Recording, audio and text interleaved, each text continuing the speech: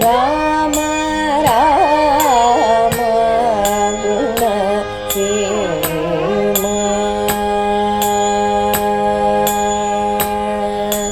ರಾಮ ರಾಮ ಗುಣ ಸೇಮ. ರಾಮಾನುಜಾಯ ನಮಃ. ಕೂಜಂತಂ ರಾಮ ರಾಮೇತಿ ಮಧುರಂ ಮಧುರಾಕ್ಷರಂ ಆರುಹ್ಯ ಕವಿತಾಶಾಖಾಂ ವಂದೇ ವಾಲ್ಮೀಕಿ ಕೋಕಿಲಂ.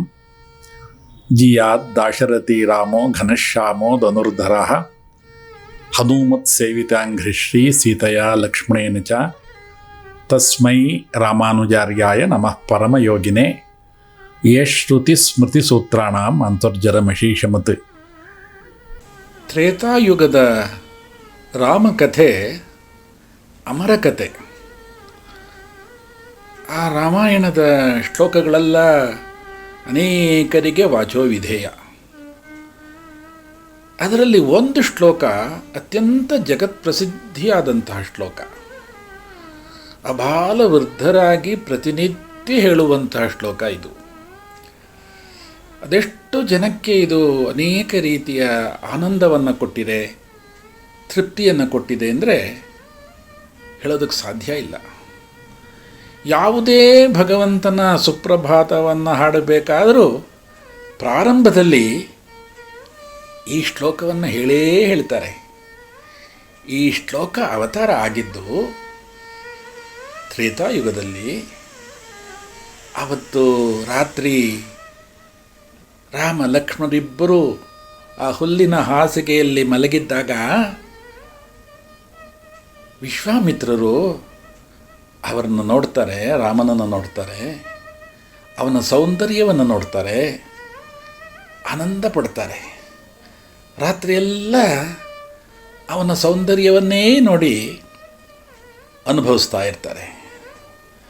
ನಾನು ನಿನ್ನೆ ಹೇಳಿದ್ನಲ್ಲ, ವಿಶ್ವಾಮಿತ್ರರಿಗೆ ರಾಮನನ್ನು ಕಳಿಸೋಲ್ಲ ಅಂತ ದಶರಥ ಹೇಳಿದಾಗ ತುಂಬ ಕೋಪ ಬಂತು ಅಂತ. ನನಗೆ ಒಂದು ಘಟನೆ ನೆನಪಾಗುತ್ತೆ. ನಮ್ಮ ಶ್ರೀ ವೈಷ್ಣವ ಸಂಪ್ರದಾಯದ 108 ದಿವ್ಯ ದೇಶಗಳಲ್ಲಿ ತಿರುಕ್ಕುಡಂದೆ ದಿವ್ಯ ದೇಶ ಬಹಳ ವಿಶೇಷವಾದಂಥ ದಿವ್ಯ ದೇಶ. ಆ ಭಗವಂತನ ದರ್ಶನಕ್ಕೆ ತಿರುಮಂಗಿ ಆಳ್ವಾರ್ ಬರ್ತಾರೆ. ಆಗ ದೇವಸ್ಥಾನದ ಬಾಗಿಲು ಹಾಕಿಬಿಟ್ಟಿರುತ್ತೆ. ಪ್ರಾರ್ಥನೆ ಮಾಡ್ತಾರೆ ತಿರುಮಂಗಿ ಆಳ್ವಾರ್. ಭಗವಂತನ ದರ್ಶನ ಕೊಡೋದಿಲ್ಲ. ತಿರುಮಂಗಿ ಆಳ್ವಾರಿಗೆ ಬಹಳ ಕೋಪ ಬಂದುಬಿಡುತ್ತೆ. ನಿನ್ನ ದರ್ಶನ ಇಲ್ಲದೆ ಅಂದರೆ ಬೇಡ ಹೋಗು, ನಾನು ಮುಂದಿನ ದಿವ್ಯ ದೇಶಕ್ಕೆ ಹೋಗಿ ಭಗವಂತನ ಹಾಡ್ತೀನಿ ಅಂತ ಹೊರಟ್ಬಿಡ್ತಾರೆ. ತಕ್ಷಣ ಭಗವಂತ ಹೇಳ್ತಾನೆ, ನೀವು ಮುಂದೆ ಹೋಗಬೇಡಿ, ಇಲ್ಲೇ ಇರಿ, ನಿಮ್ಗೆ ನಾನು ದರ್ಶನ ಕೊಡ್ತೀನಿ. ಯಾಕೆ ತಡ ಆಯಿತು ಅಂದರೆ, ನಾನು ಯಾವ ಬಣ್ಣದಿಂದ ನಿಮಗೆ ದರ್ಶನ ಕೊಡಲಿ ಅಂತ ಯೋಚನೆ ಮಾಡ್ತಾಯಿದ್ದೆ, ಅದಕ್ಕೆ ಸ್ವಲ್ಪ ತಡ ಆಯಿತು. ನಾನು ಒಂದೊಂದು ಯುಗದಲ್ಲಿ ಒಂದೊಂದು ವರ್ಣದಿಂದ ಪ್ರಸಿದ್ಧಿಯಾಗಿದ್ದೇನೆ. ಕೃತಯುಗದಲ್ಲಿ ಶುದ್ಧವಾದಂಥ ಶ್ವೇತವರ್ಣ ನನಗಿದೆ. ತ್ರೇತಾಯುಗದಲ್ಲಿ ಚಿನ್ನದ ಬಣ್ಣ ನಂದು. ದ್ವಾಪರ ಯುಗದಲ್ಲಿ ನೀಲಮೇಘವರ್ಣ. ಕಲಿಯುಗದಲ್ಲಿ ಅರ್ಚಾವತಾರಿಯಾಗಿ ನಾನು ಎಲ್ಲ ಕಡೆ ಕಪ್ಪು ಬಣ್ಣದಲ್ಲಿದ್ದೇನೆ. ನಿಮಗೆ ಈ ಬಣ್ಣ ಹಿಡಿಸುತ್ತೋ ಇಲ್ವೋ ಅಂತ ಯೋಚನೆ ಮಾಡ್ತಾ ಇದ್ದೆ, ಅದಕ್ಕೆ ತಡ ಆಯಿತು, ಹೋಗಬೇಡಿ, ನನ್ನ ದರ್ಶನ ತಗೊಳ್ಳಿ ಅಂತ ಹೇಳಿ ತೆರೆಯನ್ನು ತೆಗೆದಾಗ ಆ ಭಗವಂತನ ದರ್ಶನ ಆಗುತ್ತೆ. ಆವಾಗ ತಿರುಮಂಗಿ ಆಳ್ವಾರಿಗೆ ಉಂಟಾದಂಥ ಎಲ್ಲ ಕೋಪ ತಾಪಗಳೆಲ್ಲ ಶಮನ ಆಗಿ ಆನಂದವಾಗಿ ಭಗವಂತನನ್ನು ಹಾಡ್ತಾರೆ. ಹಾಗೆ ವಿಶ್ವಾಮಿತ್ರರಿಗೆ ಕೋಪ ಬಂದಾಗ ಆ ಪ್ರಭು ರಾಮಚಂದ್ರ ಬರ್ತಾನೆ. ಅವನನ್ನು ನೋಡ್ತಾರೆ, ಅವನ ಸೌಂದರ್ಯವನ್ನು ನೋಡ್ತಾರೆ. ಅವನ ಪ್ರಿಯ ದರ್ಶನ ಆದ ತಕ್ಷಣ ವಿಶ್ವಾಮಿತ್ರರಿಗೆ ಕೋಪ ಎಲ್ಲ ಹೊರಟೋಗಿ ಸಂತೋಷ ಆಗುತ್ತೆ. ಅದೇ ರೀತಿ ನಿನ್ನೆ ರಾತ್ರಿ ಆ ಪ್ರಭು ರಾಮಚಂದ್ರ ಮಲಗಿದ್ದಂತಹ ಸೌಂದರ್ಯವನ್ನು ನೋಡಿ ಸಂತೋಷ ಪಡ್ತಾರೆ. ಬೆಳಗ್ಗೆ ಆಗುತ್ತೆ, ಸುತ್ತಲೂ ಆನಂದವಾಗಿ ಅನೇಕ ಪಕ್ಷಿಗಳೆಲ್ಲ ಕಿಲಿಕಿಲೆ ಧ್ವನಿ ಮಾಡ್ತಾ ಇರುತ್ತೆ.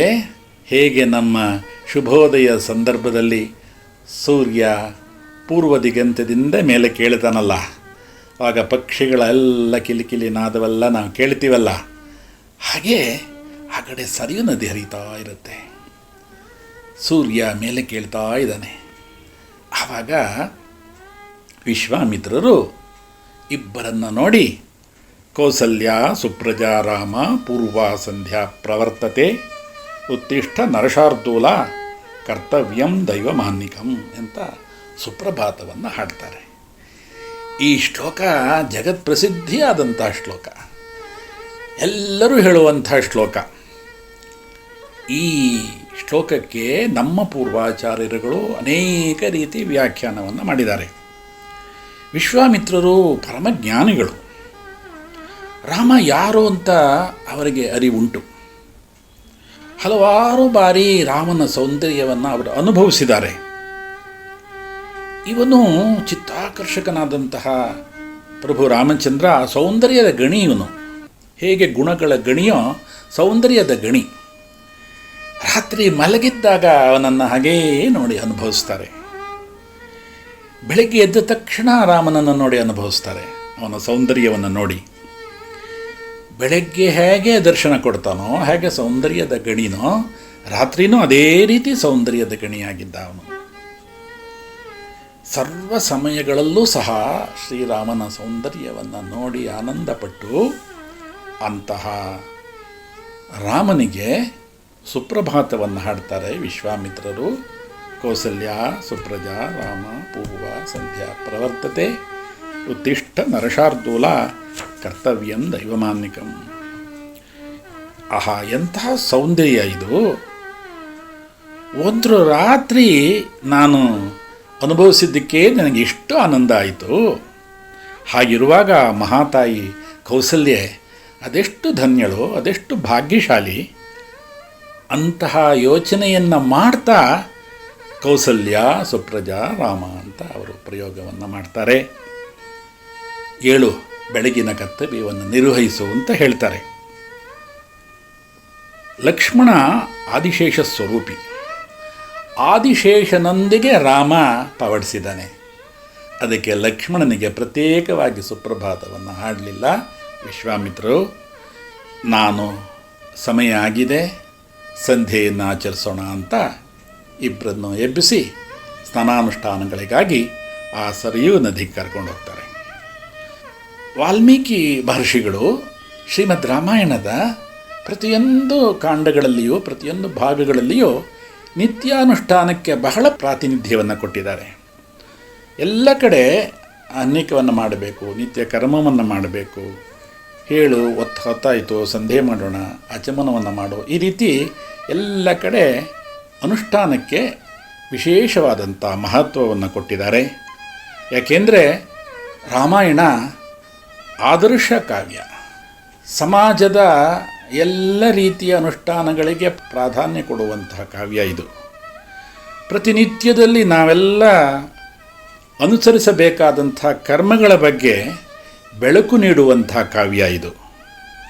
ನಾವು ಸೋಮಾರಿಯಾಗಿಲ್ಲದೆ ಪ್ರತಿ ಬಾರಿ ಈ ಅನುಷ್ಠಾನವನ್ನು ಮಾಡ್ತಾ ಭಗವಂತನ ಅನುಭವವನ್ನು ಮಾಡಬೇಕು ಅನ್ನುವಂಥದ್ದು ವಾಲ್ಮೀಕಿ ಮಹರ್ಷಿಗಳ ಸದಾಶಯ.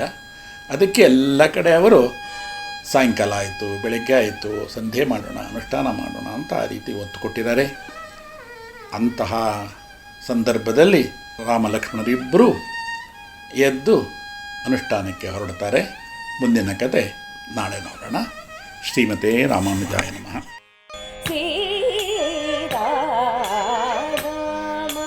ರಾಮ ಗುಣ ಸೀಮಾ